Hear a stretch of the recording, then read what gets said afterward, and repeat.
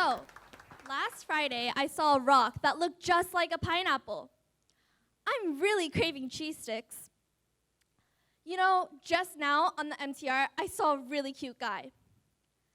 In many aspects of society today, we, as students, are often encouraged to make good use of our time. This can mean many things, from preparing for important presentations, discussing important issues, reviewing, studying, basically anything that would be beneficial for your future, anything you wouldn't regret. The conversations I spoke of earlier would not pass the test.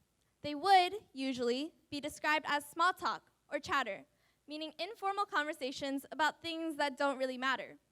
And as harsh as it sounds, there are truths in these words. It's very important to know what's going on in your world, prepare for your future, and use the time given to you effectively. However, we shouldn't undermine or undervalue the importance of so-called pointless conversations. So firstly, what are pointless conversations? Well, to me, one word that perfectly describes them is effortless. They don't require any motivation, preparation, or scheduling because there's no point you're trying to reach. There's nothing you have to do or provide for whoever you're talking with because whatever you say is acceptable.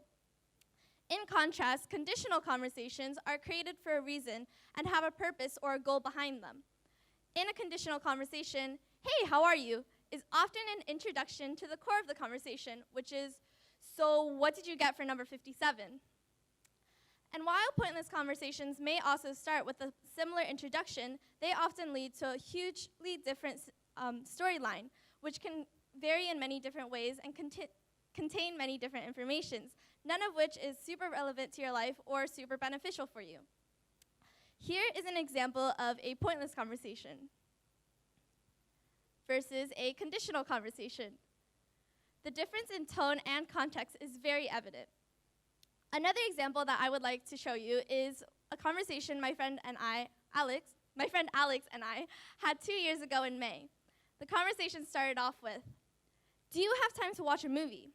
I said, "Let me check. Hold on."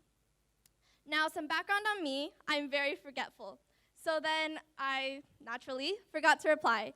And a day later, I got a text saying, "I don't have a strong grip. It's been a day now. Can I let go?" Laughing, I said, "Sure, let go." And he said, "I'm falling." Now, another example is my friend Grace. She is a huge Star Wars fan. So I started the conversation with, "May the 4th be with you. I'm not late, am I?" She said, "The Force is never late." Now, some more information on me. In addition to being forgetful, I am very, very lazy. Too lazy, in fact, to check the calendar. So I said, "Wait, it is May this month, right?" And also, fun fact, I've never watched Star Wars. To this day, this is actually true. And by saying that, I got yelled at. To top it all off, I said, "So when we were talking about it in class, I had no idea what was going on." "Okay, hold up though, it is May, right?" She then said, "You have somehow managed to shock me 2 times in the past 10 minutes. Quite an accomplishment, wouldn't you agree?" I like to think of these talks similar to preschool or kindergarten relationships. Back then, when we were all smaller and cuter, we simply approached anyone, a chosen buddy for the day, and talked about anything, a list of random conversations. From, "What's your 3rd favorite dinosaur?" to, "If you had a superpower, what would it be?" And pointless conversations have a similar pure intention to them. There's nothing you want out of that person and nothing the other person wants from you, so there's no sense of duty. A great example of this is a conversation Rosalind sent me between her and her friend.